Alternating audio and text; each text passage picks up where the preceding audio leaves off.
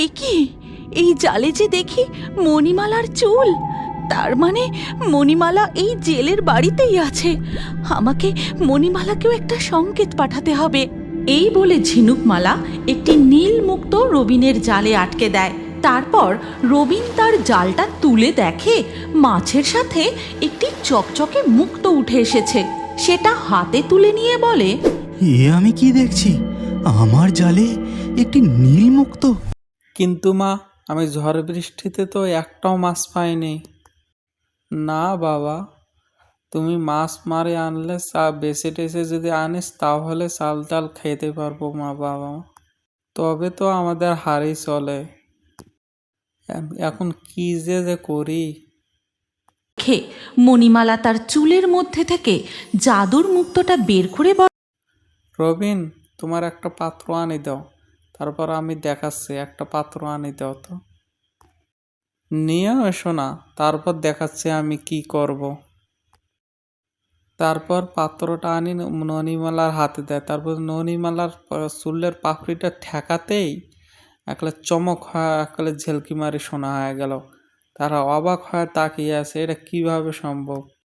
তারপর ননিমালা বলে, তুমি এখানে নিয়ে যাও, কোনো সোনার দোকানে দাও, তারপরে চাল ডাল যা আছে সব কিছু আনো।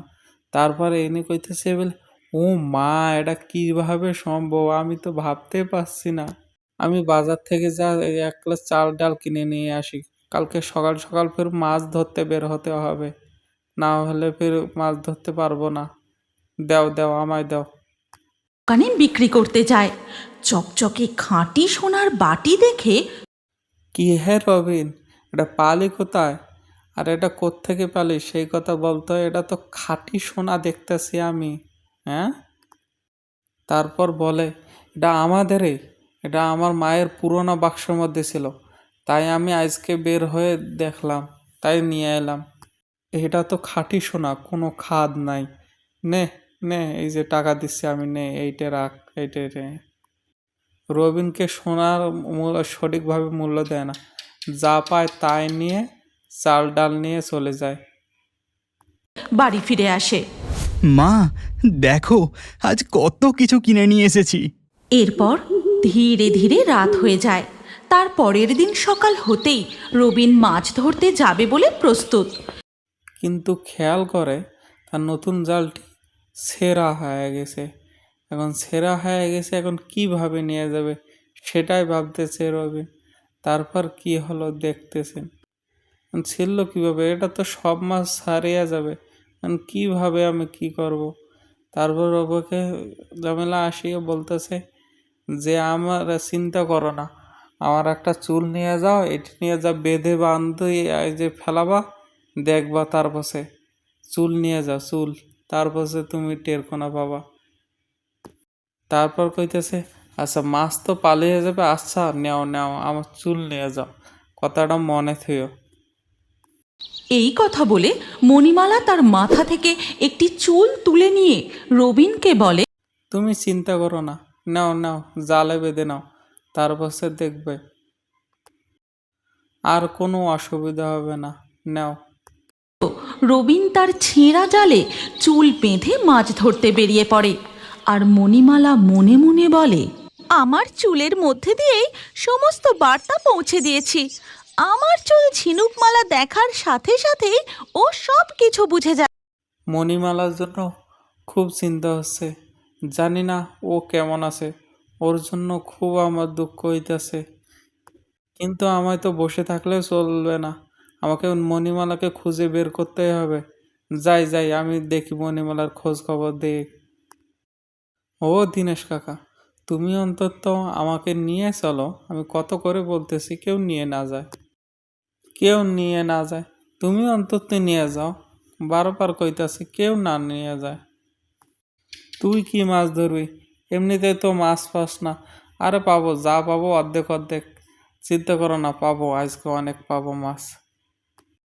যাকগে, এত করে বলছিস যখন, চল তাহলে, যা দেখি। উঠ উঠ। করে সমুদ্রে মাছ ধরতে চলে যায়। তারপর তারা দুজন সমুদ্রের জলে জাল ফেলে। দিনেশ তার জাল তুলে দেখে তার জালে একটাও মাছ পড়েনি। আর এদিকে রবিন তার জাল টেনে হিঁচড়ে নৌকায় তুলে দেখে তার জালে প্রচুর মাছ। বাবা, অনেক মাছ পেয়েছো। তোমার তো আজকে কপাল কই, আমি মনে করছিলাম মাছ ধরবে না। দিনেশ আর রবিন দুজনে আবার জাল ফেললো, দেখতে চাইলো কে মাছ ধরলো। এপাকে আসি, জল ভরে আসি, দেখে যে এইটাই তো আমাদের ঝিনুকমালার চুল। বুঝছি ঝিনুকমালার এখানেই আছে, এই আমার বার্তা পাঠিয়েছে। এই বলে ঝিনুকমালা একটা রবিনের জালে একটা হীরা আটকে দেয়। তাতে বুঝে যাবে এটা কে পাঠিয়েছে। সেটা হাতে নিয়ে বলে, এটা আমি কি দেখছি, হ্যাঁ? আর আমার জালে এটা এলো কোথা থেকে? এত মুক্তোর কথা তো আমি আগে কোনো দিন শুনিনি।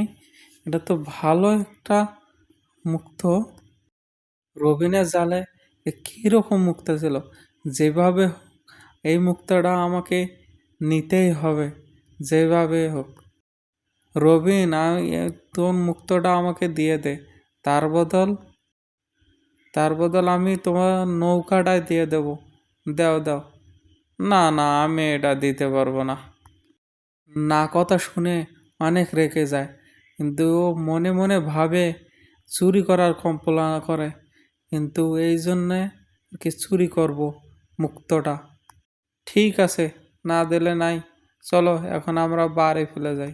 দিনেশ তার নৌকা নিয়ে পাড়ে ফিরে আসে, আর রবিন তার ছেঁড়া জাল, মাছ ও নীল মুক্ত সঙ্গে নিয়ে বাড়ি আসে। তারপর তার মাকে ডেকে বলে, এই দেখো মা, আমি কি পেয়েছি, কতগুলা মাছ পেয়েছি। আর এটা হাতে দেখো একটা মুক্তো পেয়েছি। দিনেশ মুক্তোটা ননিমাতার হাতে দেয়। দেখে এটা তো ঝিনুকমালার যে মুক্ত। ঝিনুকমালা আমার জন্য সংবাদ পাঠিয়েছে। তবে বন্ধুরা, আমার যদি এই ভিডিওটা ভালো লাগে তাহলে দ্বিতীয়বার দেখার জন্য চ্যানেলটা সাবস্ক্রাইব করুন আর কমেন্ট করে বলবেন কেমন হয়েছে। আর আমি দ্বিতীয় পার্ট দেওয়ার জন্য আমি আগ্রহ থাকবো। বাই বন্ধুরা, ভালো থাকবেন।